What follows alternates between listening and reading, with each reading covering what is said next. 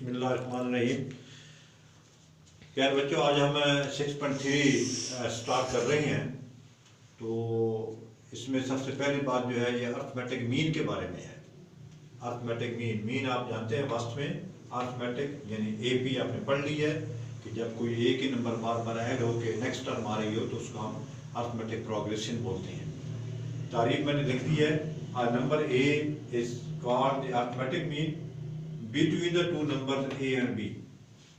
कहता है कि एक नंबर ए जो है इन दो नंबर के दरमियान में अर्थमेटिक मीन कहला सकता है if A B are in A B. अगर ये तीनों मिलके, यानी वो जो आप सपोज कर रहे हैं वो सेंटर में आ जाए दोनों के, और ये तीनों मिलके ए पी अगर बना दें तो फिर इस सेंटर वाले को हम इन दोनों का अर्थमेटिक मीन कहला सकते हैं। अब अगर ये ए पी बन रही है तो आप जानते हैं कि इन दोनों का कॉमन डिफरेंस ए मनफी ए होगा और इन दो का कॉमन डिफरेंस बी मनफी ए होगा। ये दोनों इक्वल होंगे, ये भी कॉमन डिफरेंस डी और इन दोनों का भी कॉमन डिफरेंस डी होगा। ये दोनों बराबर होंगे। लिहाजा इस रकम को मैं यूं लिख सकता हूँ। तो याद रखेंगे ये यहाँ पे मनफी ए को मैं लेफ्ट साइड में लाया, प्लस हो गया। ये मनफी ए राइट साइड चला गया, ये भी प्लस हो गया। ए और ए 2a बन जाएगा, ए प्लस बी। ये दो जाके इसको तकसीम करेगा तो आपके पास ये फार्मूला बन जाता है अर्थमेटिक मीन का a प्लस बी ओवर 2। ये जो सेंटर में आएगा, यानी एक मीन शॉर्टकट में देखेंगे आप, जब आपको दो नंबर देगा और वो अर्थमेटिक मीन पूछेगा तो आपने ये फार्मूला है, दोनों को आपने ऐड करके दो पे तकसीम कर देना है। तो वो इनके सेंटर वाला जो नंबर होगा वो आपके पास मालूम हो जाएगा। इसका क्वेश्चन नंबर फर्स्ट का मैं सेकंड जो समझा रहा हूँ आपके पास, कहता है कि अर्थमेटिक में मालूम करें। ये दो नंबर देता है तो यहाँ पे ए की कीमत मैंने x मनफी 3 लिख ली, बी की कीमत मेरे पास x प्लस 5 है। अर्थमेटिक मीन का ये फार्मूला है। आप दोनों वैल्यू पुट करेंगे, x और x 2x हो जाएगा, 5 में 3 गया 2 बच गया, यहाँ से 2 आप कॉमन लेंगे तो ये 2 से 2 कट जाएगा। तो आपके पास इसका जो अर्थमेटिक मीन आ गया ये x प्लस 1 आ गया। तरीका वही है, बड़ा आसान है। जब भी आपके पास दो नंबर देगा तो आपने क्या काम करना, दोनों को ऐड करके दो पे तकसीम कर देना है तो वो आपके पास अर्थमेटिक मीन निकल आएगा। इसके साथ क्वेश्चन नंबर मैं 4 यहाँ पे समझा रहा हूँ। अब पहले यहाँ से एक अर्थमेटिक मीन पूछा था, अब एक से ज्यादा पूछ सकता है। जैसे क्वेश्चन नंबर 4 में ये कहता है कि find 4 arithmetic means between square root of 2 and 12 over square root of 2। यानी ये दो नंबर्स हैं, इनके दरमियान में एक नहीं मालूम करना। अब हमने 4 अर्थमेटिक मालूम करने हैं। वो 4 भी पूछ सकता है, 3 भी पूछ सकता है, आपके पास 7 भी पूछ सकता है और आपके पास 6 भी पूछ सकता है, उसकी मर्जी है। बड़ा आसान सवाल है, बहुत इजी क्वेश्चन है। तो मैंने सोल्यूशन की हेडिंग दी, जितने पूछेगा उतने आप सपोज कर लेंगे। 3 पूछेगा 3 सपोज करेंगे, 4 पूछेगा मैंने 4 सपोज किए हैं। Let A1 A2 A3 A4 be the 4 arithmetic mean. अगर आप 6 लिखा तो यहाँ 6 लिख लेंगे। 4 arithmetic mean between square root of 2 and 12 over square root of 2। मैंने इन दो नंबर के दरमियान में ये 4 नंबर फर्ज कर लिए। जब मैंने इनके दरमियान में फर्ज कर ली देन फिर ये पहला टर्म ये थी 2 square root 2 A1 A2 A3 A4 और 12 over square 2 are in AP। क्योंकि ये AP के सिस्टम चल रहा था तो फिर इनको दरमियान में लेके ये 6 की 6 टर्म आपके पास अर्थमेटिक प्रोग्रेशन डालेंगे। जब अर्थमेटिक प्रोग्रेसिव डालेंगे तो हम इसके डाटा लेंगे। यहाँ पे पहले टर्म आपके पास A1 है, नंबर ऑफ टर्म भी आप गिन लेंगे 1 2 3 4 5 6, टोटल नंबर ऑफ टर्म 6 बन जाएंगी। ये इसकी लास्ट टर्म है। आपने यहाँ पे कॉमन डिफरेंस मालूम करना है। ये इन तमाम सवालों में मेरे ख्याल में आपको कॉमन डिफरेंस पहले मालूम करना होगा। फार्मूला आपके पास अर्थमेटिक मीन का ये प्रूफ कर चुके हैं। an is equal to A1 plus n मनफी 1 इंटू डी। an की कीमत 12 ओवर स्क्वायर रूट 2 है, इज इक्वल टू A1 आपके पास ये है, n की वैल्यू 6 है, ये मनफी 1 और d आपने मालूम करना था। इसको आगे आप देखेंगे ये 12 ओवर स्क्वायर रूट 2, ये 2 को आप इधर लेके आएंगे वो माइनस बन जाएगा, 6 में से 1 जाएगा वो 5d बन जाएगा। तो यहाँ पे आपने 2 का स्क्वायर रूट एलसीएम ले लिया, ये 12 ये से मल्टीप्लाई कर 2 बन जाएगा, ये 5d आ जाएगा और ये 12 में 2 ये 10 आ गया। यहाँ पे आप क्या काम करेंगे, दोनों तरफ 5 पे आप क्या कर देंगे, इसको तकसीम कर देंगे। यहाँ भी 5 पे और उधर भी 5 पे, ये 5 से 5 कट गया, ये भी यहाँ पे कट जाता है। तो आपके पास जो d आता है ये 2 ओवर स्क्वायर रूट ऑफ 2। अब मजीद इसको सिंपलीफाई होता है, ये इस 2 को मैंने 2 दफा लिख दिया, स्क्वायर रूट 2 2 दफा लिख सकता हूँ, ये एक इससे कैंसिल हो जाएगा।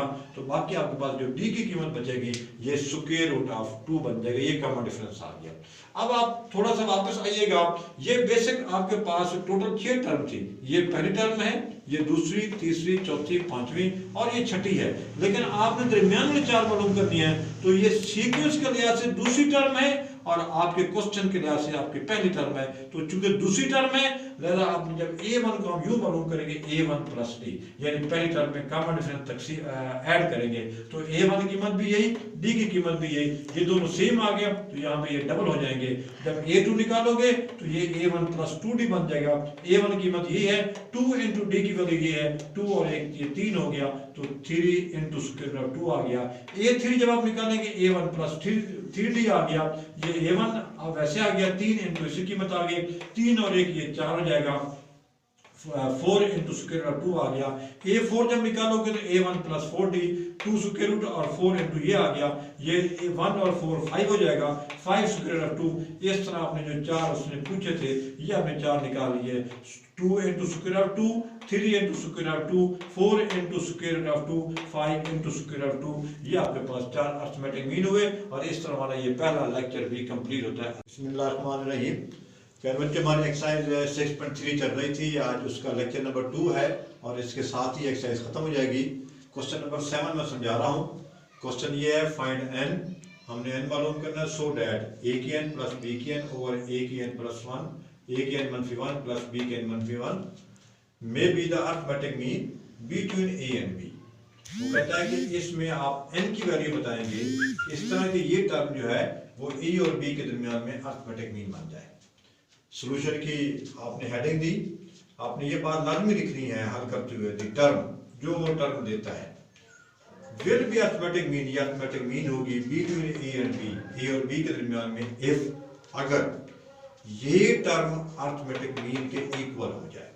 क्योंकि उसने कहा है कि हमने इसको अरिथमेटिक मीन बनाना है, तो ज़ाहिर बात है अगर ये अरिथमेटिक मीन वाला जो फार्मूला हमने प्रूफ किया है उसके इक्वल होगी तो ये भी अरिथमेटिक मीन बन जाएगी। यहाँ ये पहली बात, ये इसका 1 नंबर होता है, ये आपने लाजमी लिखनी है।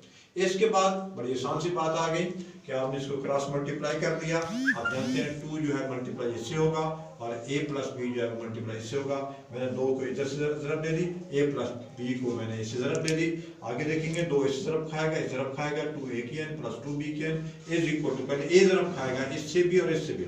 मैंने a को ज़रब दी तो इसकी चूंकि पावर 1 है तो a की 1 जब ये इस तरफ खाएगा तो ये -1 प्लस 1 पावरें ऐड होती हैं, ये कट जाएंगे, बाकी सिर्फ आपके पास a की n बचेगा।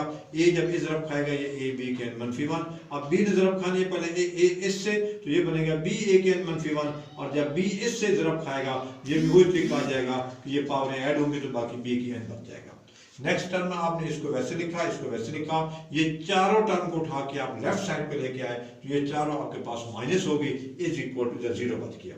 अब ये हल होती है, ये 2a की n है, ये -a की n है, ये और ये आपस में हल होके ये 2 प्लस में है, -1 में है तो ये a की n प्लस में बन जाएगा।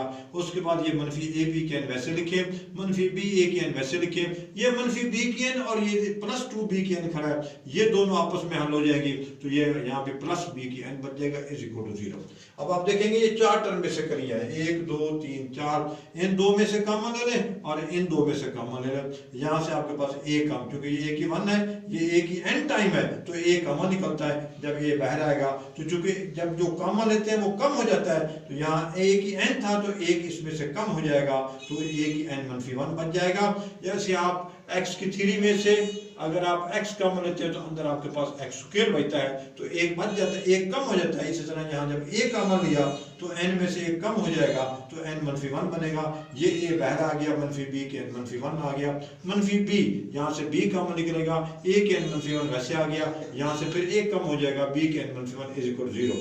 अब आप देखेंगे ब्रैकेट वाली रकमें एक जैसी होगी, इनको एक दफ़ा लिखते हैं, a -b को एक दफ़ा लिखेंगे, इज इक्वल टू 0 आ गया। एक टर्म ये बन गई, आपके पास एक टर्म ये बन गई, ये दोनों आपस में ज़रब खा रही हैं तो और एक जवाब 0 आ रहा है। इट मीन या आइदर ये 0 होगी या ये 0 होगी। आगे मैंने लिख दिया आइदर दिस 0 और a -b 0, इसको मैं निगलेक्ट कर दूंगा क्योंकि मैंने n निकालना था, इसमें n नहीं है, ये तो a और b इक्वल हो जाएगा। मैंने ये टर्म लेता हूँ, a के n -1 -b के n -1। नेक्स्ट स्टेप में ये मनफी था, मैं इसको राइट साइड में ले गया, ये प्लस हो गया। उससे नेक्स्ट स्टेप में मैंने क्या काम किया, ए के n-1 बी के n-1, दोनों को मैंने b के n-1 पे डिवाइड कर दिया तो ये यहाँ पे कैंसिल हो जाएगा, ये 1 आ जाएगा। ये चूंकि पावर एक जैसी थी तो a और b लिख के पावर मैंने एक ही बना दी। n-1 चूंकि आप जानते हैं ये पावर इसकी भी होती है और इसकी भी होती है तो मैंने एक ही पावर बना दिया। आगे a इक्वल टू 1 आ गया। a और b की पावर n-1 वैसे लिखा, a इक्वल टू वैसे आ गया। 1 को मैं यूं भी लिख सकता हूँ a और b की पावर 0, क्योंकि आप जानते हैं 9th में प्रूफ कर चुके थे कि जिसकी पावर 0 वो 1 के बराबर होता है। लिहाजा यहाँ इस 1 को मैं a और b पावर 0 लिख सकता हूँ। मैंने क्यों लिखा, मैंने बेस एक जैसे बना दिए। जब बेस एक जैसे हो जाएंगे तो लॉग कवानीन के मुताबिक n-1 जो है वो इज इक्वल टू 0 हो जाएगा। जब n-1 इज इक्वल टू 0 तो मनफी उधर जाके ये प्लस हो जाएगा तो n इज इक्वल टू 1 आ जाएगा और यही आपका जवाब है। और उसने भी find the value of n। इस तरह हमारा ये लेक्चर भी मुकम्मल होता है और ये एक्सरसाइज भी कंप्लीट हो जाती है। अल्लाह हाफिज़।